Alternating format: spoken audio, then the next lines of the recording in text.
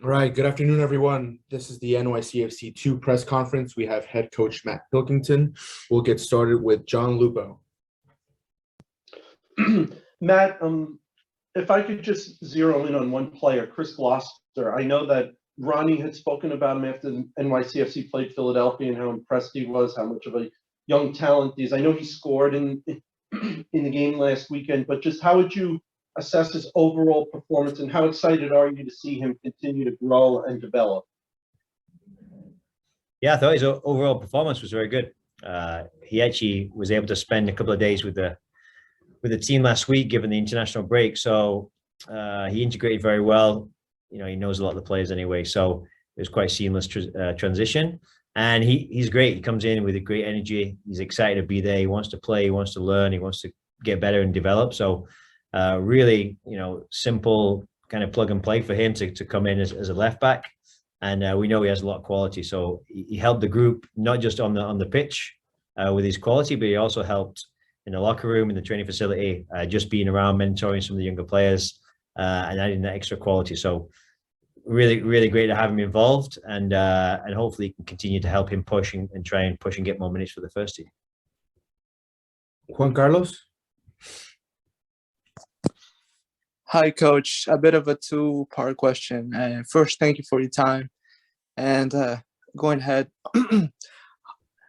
how was it like to, again, similar to the last question, how was it like to have Luis Barrera as a goalkeeper and, one of the most, if not experienced leaders within the team? How was it to coach him, and how was it to have him within the group for that first game?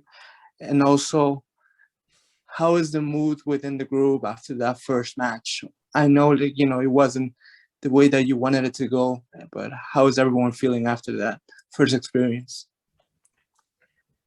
First of all, Luis coming into the group is huge for the group as well, knowing that he's a seasoned, experienced pro. So having someone of his caliber and his quality in the group is really good for the younger players to see and to work with. He brings in experience, calmness. He has so much quality, even in how we try and play and how we build. So that was great to have him in, and once again he comes in with that professional attitude. So strong leader, strong personality. Really open to helping some of the younger players, and it's really important to have him get some good minutes as well for the times he may need that. So once again, it's a seamless transition for some of these players.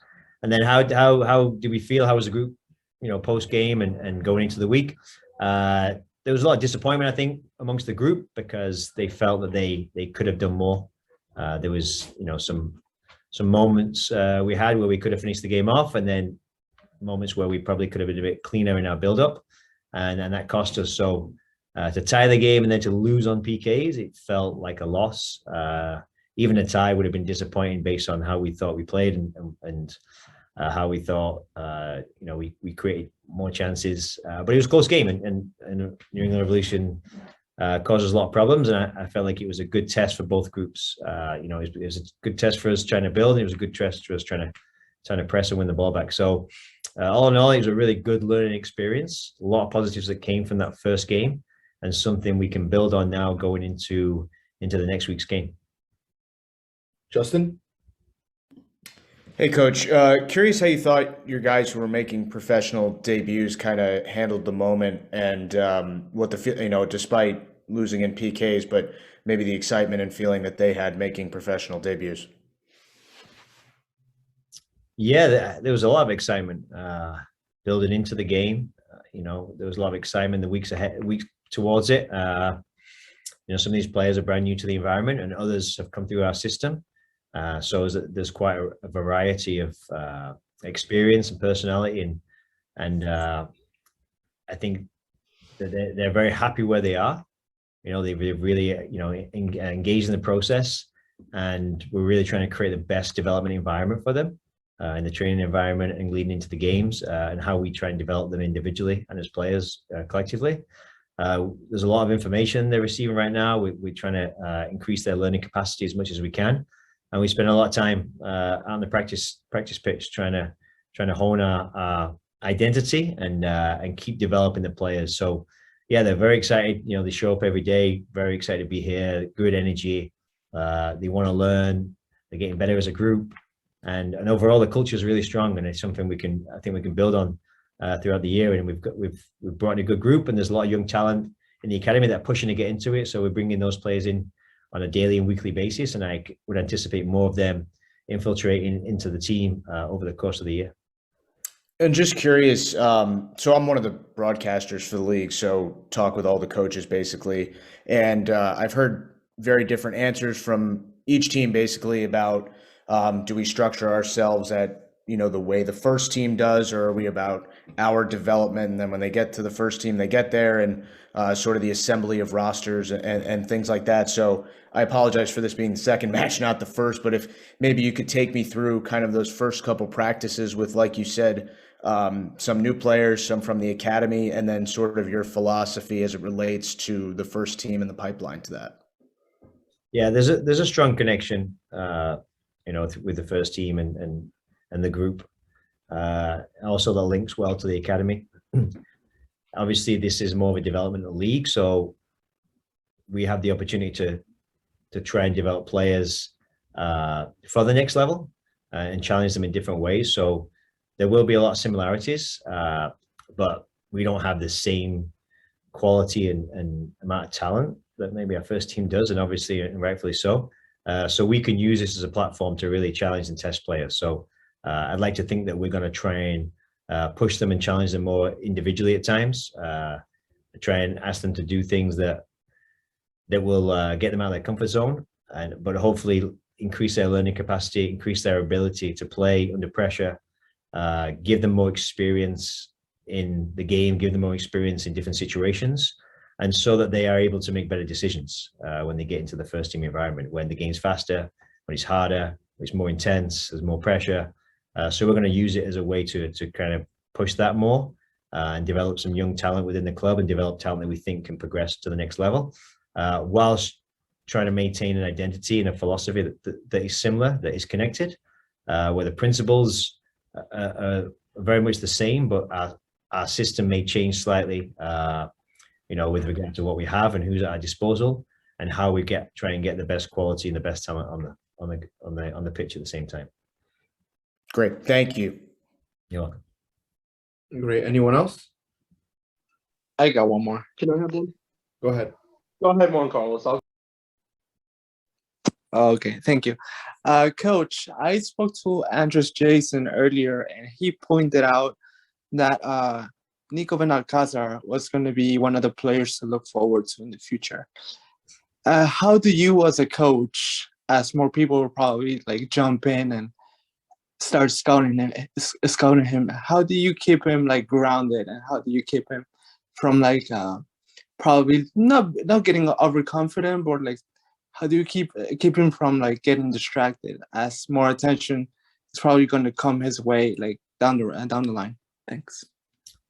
Yeah, Nico, he's the captain of the team. He actually came through the academy, so he played with Andreas, and they know each other very well. So he was actually the academy of all the captain of the academy teams going through, with James played on, and Joe and Andreas and many other players, Davon, Justin.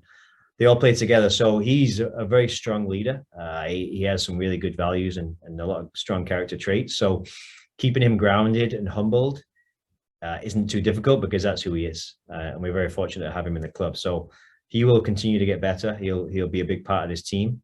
And you'll see a lot of him if you watch the games, because he's going to be, one of our main players, and he can help bring and connect the ethos of the club and the team and bring it out on the game. So we're fortunate to have such a strong leader within the group, and he can also transmit the messages that the coaching staff are trying to get across and that the club's trying to get across. He can bring that into our style of play. Matt, I know obviously at first team level, there's so much footage available of the opponent scouting reports. And I know you probably get scouting reports and maybe some footage of your opponents with the second team. But when you play a team like Orlando, obviously this is all new, so everybody's going through it. But if you could, what goes into scouting or preparing for an opponent, the style they're going to play, who they're going to play? How do you approach that? Considering I'm assuming that the resources you have available to you aren't the same as they would naturally be. Yeah, we do scout our opponents. It's part of the process. It's part of the learning process for the players. We want to prepare them as best we can for the next level. So it's a big part of the next level.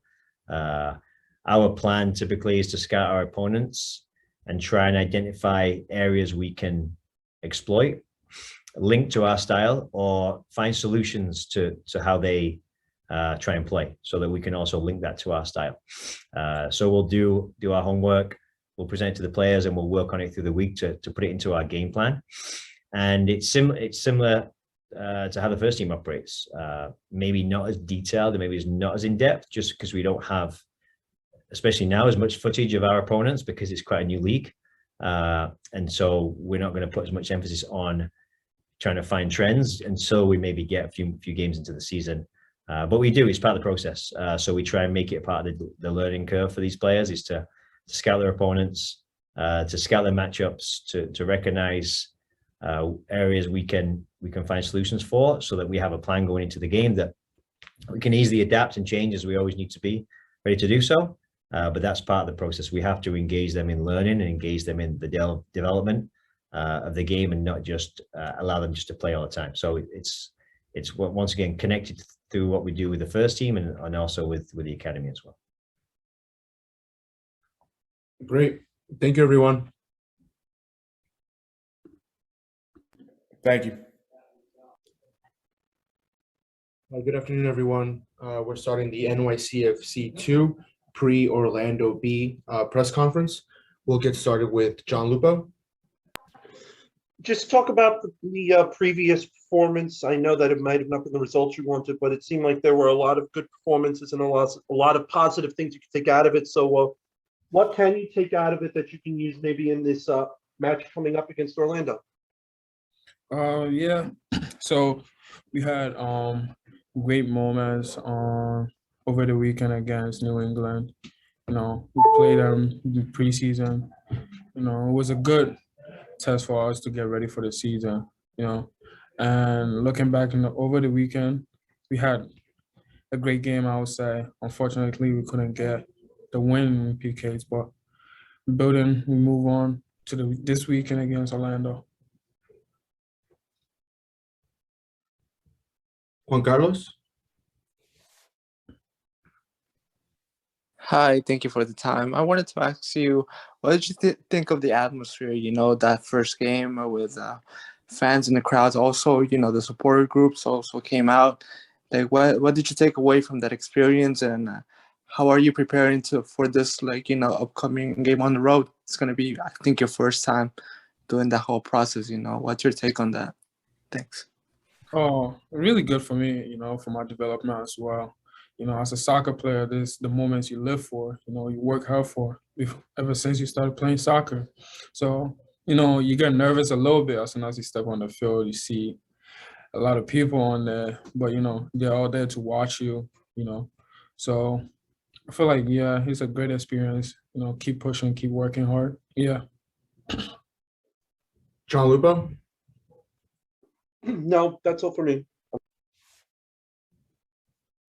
Justin, do you have any questions? Yeah, I'm curious. Obviously, a lot of people really excited about the start of the league. Until it actually gets started, though, it's kind of more of an idea and then anything else until it becomes reality. So, you know, what was the feeling for you? And you know, you kind of touched on for you, but your entire group playing in that first match, and it's like, okay, this has started. This is real now. Yeah, I would say, you know, we have a great preseason, I would say. We worked really hard for this moment. You know, the group, we're well prepared for this season. I'm sure we're going to have a great season. Looking at the group we had, you know, a lot of younger guys, I would say, which are really good and ready for this opportunity and take the next challenge. And then in terms of preparation, match by match, in this situation, this type of league, is it more about focusing on what your group wants to do tactically rather than scouting a specific opponent, since rosters can vary a good amount from week to week? Most part is about us, I would say. We take one team at a time, and then we just go from there. We don't really focus much on the other team. It's more upon us, just get ready for the next game. Perfect. Thank you. Thank you, guys. Anyone else? Great. Thanks, everyone.